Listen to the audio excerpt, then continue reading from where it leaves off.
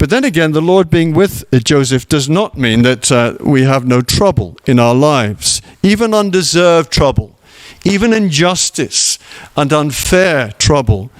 And that's clearly what Joseph had in his workplace.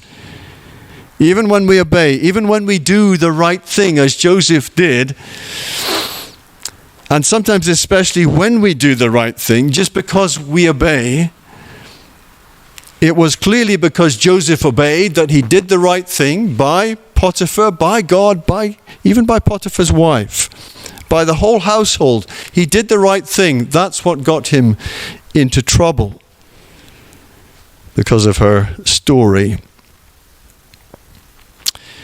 It was not pleasant for Joseph. We don't get the details of the prison here, but there is a verse in the Psalms that indicates how uncomfortable it was for him. It's in Psalm 105, verse 18, which records that they bruised Joseph's feet with shackles in that prison, and his neck was put in irons. That's pretty uncomfortable, isn't it?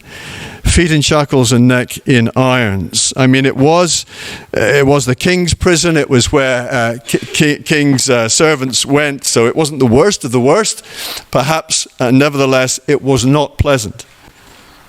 And there's a big reminder here for us, isn't it, that doing the right thing and obeying God does not always put us in a good place. In fact, it might get us the very reverse.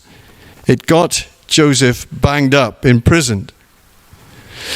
And if your view of guidance is, and sometimes we can fall this way, if the view of God's guiding you in life and directing you is that, oh, well, if everything works out smoothly, then it must be God's will. It must be God's way. It must be from Him. Well, we have to say, in light of this passage, think again. That might not be the case. It could be that making a decision and standing on your principles, your Christian convictions, will lose you your job, as it did for Joseph. I suspect he was very happy in his job here with Potiphar.